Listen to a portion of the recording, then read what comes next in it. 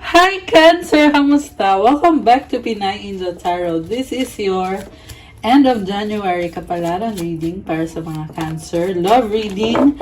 Although baka may mensahe rin sa career nyo. Tingnan natin. Depende kung anong cards ang lalabas. This is also a full moon reading guys. Kasi as of the recording of this video, full moon po tayo ngayon. Kaya tingnan natin ang energies connected kay Cancer this time. Kung kailangan niyo po ng gabay, pwede kayong magpa-private reading sa akin. May bayad po yun. Message niyo po ako sa Facebook page ko, Pinay Angel Tarot, or sa Viber or sa WhatsApp para mas mabilis. Nasa description box po yung lahat ng contact details ko. And kung kailangan niyo ng crystals na pwede niyong isuot as bracelet to attract love and to attract money, for protection, wealth, prosperity, abundance, and for creativity, for vitality, or for business, ayan, message nyo na lang ako sa Instagram ko. So, ito na-ready ko na yung cards nyo. Tingnan natin yung unang mensahe for Cancer. Happy New Year nga pala sa inyo, guys. Okay, so ang unang card mo is intense. Oh my gosh! So, ito, totoo talaga to kasi full moon ngayon kaya intense. Actually, sa lahat naman ng zodiac sign. Pero, tingnan natin yung kasunod na card. Rejoice! Wow, ang saya-saya mo ngayon. Embrace your loving connection and rejoice. The intensity of a true soul connection includes great highs and great lows. So, very intense. Pero, masaya. Intense in a good way so far. Pero tingnan natin guys ha, kasi may nakikita din ako dito sa cards nyo na parang meron kayong pinagdadaanan Cancer. Okay, so from the tarot, tingnan natin. Overall energy mo is Queen of Cups. You are someone na gusto mong maging masaya, gusto mong i-enjoy yung life mo, and malalim kang magmahal. Malakas din ang intuition mo. Kita mo, may third eye siya. Naka-open yung third eye niya dito. Kaya nakikita ko sa'yo, parang in-enjoy mo lang talaga yung life mo. Okay. Ang focus mo ngayon is the devil. Oh my gosh. Ito na nga kasi ang intense. Parang meron stress dito. Yung iba sa inyo parang nagkaka-eye bags na kayo sa stress. Pero tingnan natin kung ano ba to. What crosses you is the world. So, transformation ang nakikita ko dito guys. Mukhang biglaan. Kasi itong sobrang intense na sitwasyon na pinagdadaanan nyo, nagkakaroon ng ending and magkakaroon ng bagong simula. Okay, what lies below is 10 of Pentacles. Nakikita ko yung stability sa'yo and may legacy ka na dito So, na-achieve mo na yung success when it comes to finances and stability. Okay, what lies above you is 6 of Swords. Ngayon, nakikita ko dito, tinatry mong maging positive. Yung pag-iisip mo, ayaw mo na ng gulo, ayaw mo ng misunderstanding or ng disagreement sa person na ka-deal mo. Nakita ko din dito parang merong nag-move on or merong kang pupuntahan or aalis ka or tatalikod ka sa isang sitwasyon. Okay, what lies behind you is King of Swords. So, alam mo na kung anong gusto mong gawin at kung anong gusto mo mangyari sa love life mo. Okay. And then, what lies before you is 2 of Swords. Ngayon, parang feeling mo, kasi gusto mo talaga makuha kung ano yung gusto mo. Pero, nakita ko dito, parang nagdadalawang isip ka kasi gusto mo mag-adjust sa sitwasyon. Gusto mo ding baguhin yung kung ano yung nakasanayan nyo dito. Kasi sa ngayon, nabibigatan ka, merong pagbabago nangyayari. Pero, siguro baka nakita mo din kung ano yung maling nagawa mo. Kaya ikaw, binabago mo din yung sarili mo. Supportive energies is 4 of Cups. Hindi ka kontento sa sitwasyon. Parang nakita ko kasi dito may ino-offer sa'yo pero ayaw mong tanggapin. You want something more. And yung person mo, malungkot siya ngayon at alam mo yun. Parang tingin ng person mo sa'yo, hindi ka kontento sa kanya. Kaya siya, nanghihinayang naman siya ngayon. And kita mo, yung tubig. Possible guys na parang, yeah, kasi nga sobrang emotional siya ngayon eh. Mamaya i-clarify pa natin to. Mutual energies is 5 of swords. Okay, meron talagang misunderstanding dito, pero tinatry mo namang iwasan at mag-move on na. And then the outcome is the High Priestess. May mga plano kayo, pero hindi nyo pinag-uusapan. I feel like tahimik ka na lang and ginagawa mo na lang kung ano sa tingin mo is dapat mong gawin. Okay, so mag-clarify tayo.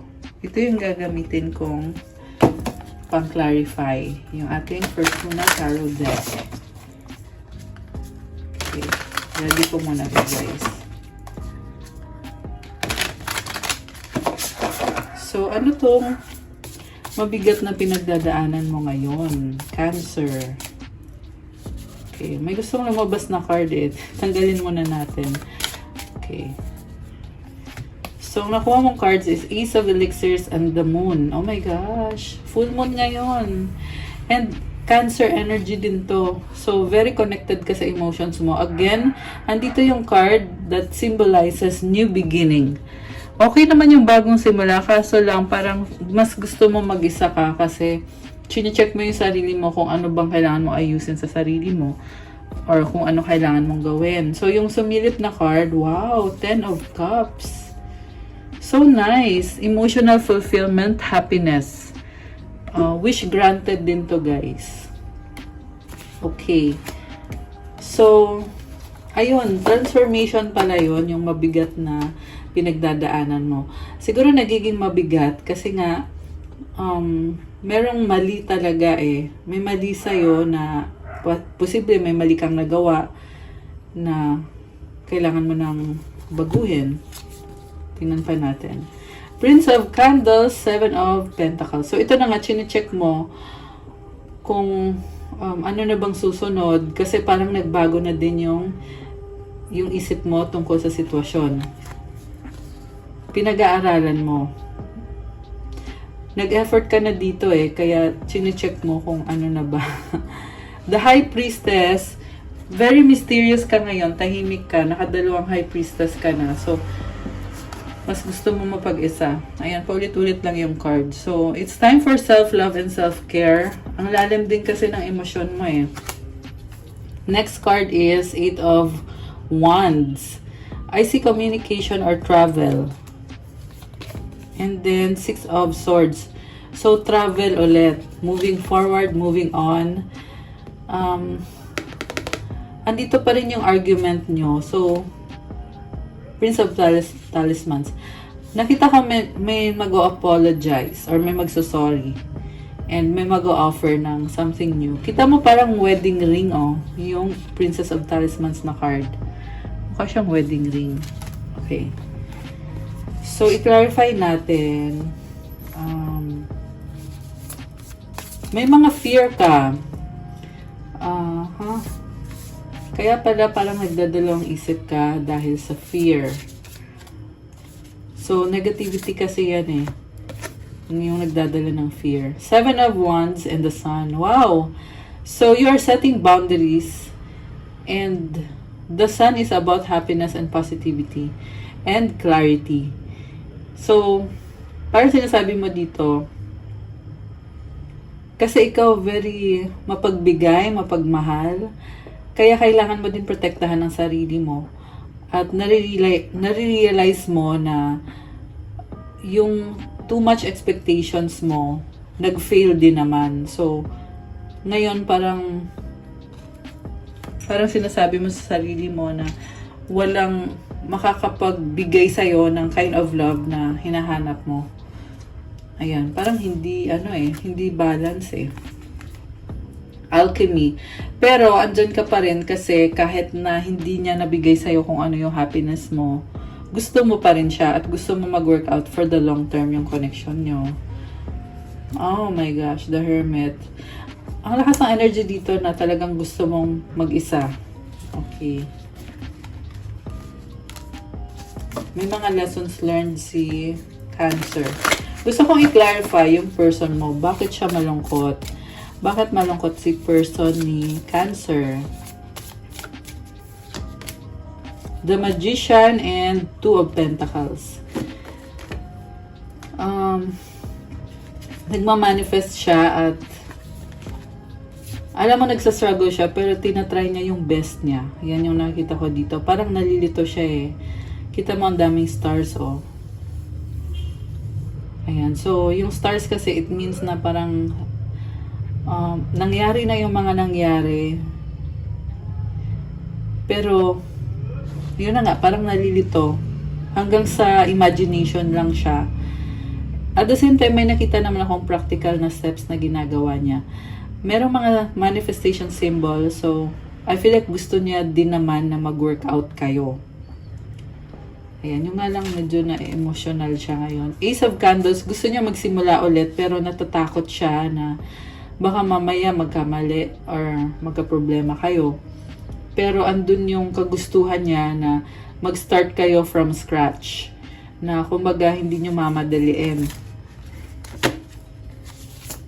So, bakit tingin niya sa'yo ay parang hindi ka makontento? Princess of Keys. Eight of Cups. Nine of Wands. Oh my gosh. Kasi merong tumalikod dito dahil sa inis. Parang bata. So, siguro baka tingin niya sa'yo. May nakita ko dito na parang manipulative and nagsastalk. So, baka yun yung tingin niya sa'yo na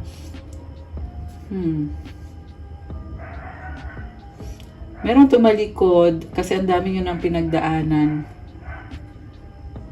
Ayan. So, i-clarify pa natin guys. Hindi naman kasi bata si Cancer eh. Pero siguro may times lang na ganun yung tingin niya sa'yo na parang tingin niya petty or alam mo yun, hindi kayo nagkakasundo talaga minsan. Fortuna, something na bound to happen na hindi mo mapipigilan. King of Keys. Okay, may nakita kong person dito. Logical mag-isip. Queen of Talismans. Parang gusto niya unahin yung sarili niya. Oh, ikaw to. So again, andito yung pagdadalawang isip. Ginagamit mo na kasi yung utak mo. And very practical na energy. Four of Wands. Masaya ka sa ginagawa mo, although hindi pa rin maalis yung fear. May nakita ko dito, possible wedding, the oracle. Ayan.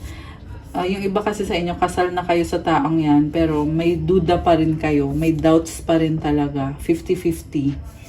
Ayan yung nakita ko dito, guys. Pero kahit may duda, masaya kayo. Bakit ganon? So, andito yung The Seeker. Meron kang long-term na pinapangarap na gusto mong mangyari. The Emperor, Eight of Pentacles, The Hanged One. So, kailangan mag-sacrifice para ma-achieve mo yun. Kailangan magtrabaho. Nakita ko sa'yo dito, very strong ka and may decision kang gagawin. Meron kang pipiliin. Ayan, speaking of decision, lumabas yung Lover's card. Merong choice na pipiliin. So, malaking decision, mahirap para sa'yo kasi meron kang i-let go or i-give up. The Empress. Oh my gosh, the Tower. Guys, grabe to. Super passionate relationship yung nakita ko dito. The Empress and the Tower and the Lovers. Okay, Strength card, andito rin.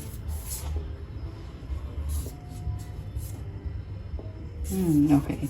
So, i-shuffle ko muna, guys. Parang nakita ko sa'yo, may mga pinaplano ka, pero mag-isa mong gagawin. So, nakakalungkot yun, diba? Kasi committed naman kayo sa isa't isa, pero bakit parang hindi kanya sinusuportahan? Clarify natin. Bakit parang mag-isa si Cancer? Four of Cups ulit. The Chariot. Two of Wands in reverse. Eight of Keys. Oh my gosh. Intense nga. So, ito ka. Nakita ko sa'yo, parang bored ka ata. Or, gusto Gusto mo kasi ng excitement eh, kaya ilalaban mo yan. Andito yung Chariot. Ikaw to eh, Cancer energy. And Queen of Elixirs, kasi yan yung magpapasaya sa'yo. Three of Cups. Parang ikaw yung mag-first move. Okay, anong outcome dito? Prince of Keys. So again, curiosity, Five of Pentacles, and the Princess of Candles. Bagong-bago yung energy mo dito. Nakita ko yung struggle mo na parang nawawalan ka ng pag-asa. So, ang masasabi ko lang, kapit lang. Okay? Huwag maging masyadong hard sa sarili mo. Try mo maging more positive. Hindi mo kasi mag-isa ka eh. Kaya, hindi kita masisi na nakakaramdam ka ng ganon. So, ano pang advice for Cancer? Judgment, King of Wands, the Empress. Wow! Alam mo, nakita ko ang ganda ng energy mo. King of Cups, Queen of Swords, Seven of Swords. Whew. May nakita naman ako ngayon na may ka-deal ka na parang naging malamig ka na lang sa kanya. Parang sasabi mo, wag na nga. Kita mo yung kamay niya, oh. Wag na nga lang. So, ito yung ikaw pag nagtatampo ka eh. Ayan, nagtatampo, tas tatalikod ka bigla. Parang na-realize mo dito na pwede naman kitang talikuran kung hindi mo ibibigay sa akin yung attention na deserve ko. So, ito naman, nakita ko dito, lumalaban ka. Wow, ang ganda ng vibe mo dito, oh. Ayan, parang ang ganda niya. And you can create what you want sa life mo kasi you have abundance and fertility. Andito si Empress eh. Ang lakas ng attraction sa inyo ng taong yan. Grabe. So, ayan, kita mo umaapoy oh. Kanina may mga lumabas din na cards na it symbolizes attraction. Pero mabilis magtampo si Cancer ngayon. Okay, so kuha ko kayo ng advice card at ng mensahe galing sa universe. 17:17 on the clock. Oh my gosh, nakakaloka. May angel numbers kayo, guys. I love it. Kuha ko din kayo ng mensahe galing sa person mo.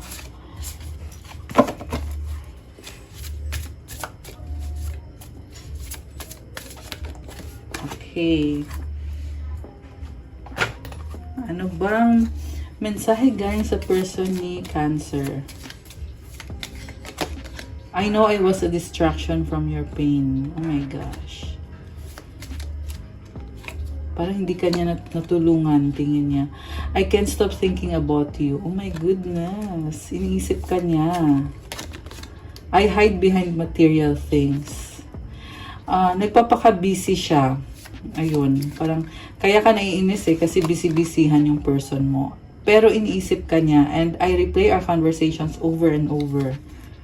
Grabe. It was my fault, but I blamed you. Okay. Grabe ha. Ang intense kasi ni Cancer eh. Oh, sabi nga sa unang card mo kanina, intense. Ayan. So, ang advice sa'yo is feelings. Emotions want to be felt. You really cannot surrender something until you deeply feel it. Allow me, dear Divine, to offer all emotions to you, feeling them fully so they no longer hold me captive. So, yung feelings mo daw, hindi mo daw yan malalet go until na maramdaman mo yung intensity ng feelings na yan. So, i-offer mo daw yung feelings mo kay God. Ayan, i-surrender mo and i-let go mo para hindi ka na kontrolin ng emosyon mo. Okay? And ang mensahe galing sa universe is, I recognize that I have chosen fear and I choose again. I choose love. Muntik mo na kasing sukuan tong person na to eh, pero na-realize mo yon at ngayon pinipili mo ng magmahal. Yun pala yung malaking decision kanina na nakita ko, na pinili mong mag-sacrifice, na kahit nahihirapan ka sa taong yan, sige lang, sige na nga lang, pipiliin kita, mamahalin kita kahit nahihirapan ako. Yun yung nakita ko. And ngayon naman, lumabas tong card na to, mas pinili mong magkaroon ng pagmamahal sa buhay mo. Ayan, congratulations! Grabe, grabe Cancer. Para kang you deserve a crown talaga. Para kang you are someone na ang lalim mo talagang magmahal. Ayan. Okay guys, so that's all I have for you Cancer for your kapalaran reading. Thank you so much for watching. I-like nyo na tong video na to. I-comment nyo kung nag-resonate ba or kung ilang % nag-resonate sa inyo.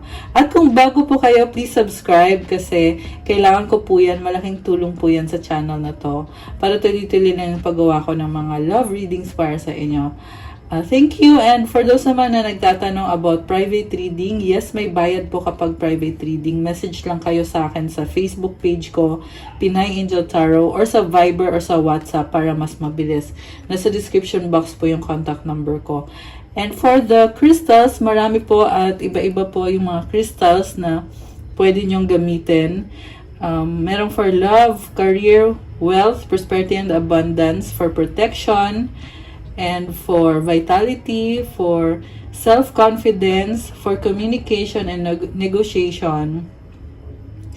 At marami pa pong iba guys. Syempre yung anti-stress, kailangan nyo yan. Anti-stress na bracelet is amethyst. And yung for happiness naman and for money, citrine. Rose quartz for love, and marami pang iba, so tingnan nyo na lang po sa Instagram ko. Carnelian recommended ko for this year kasi mag-start na yung Year of the Dragon this coming February 10 sa Chinese New Year. So, i-message nyo na lang ako. Thank you, Cancer! Have a good day. God bless you all. Stay safe and I'll see you again soon. Bye!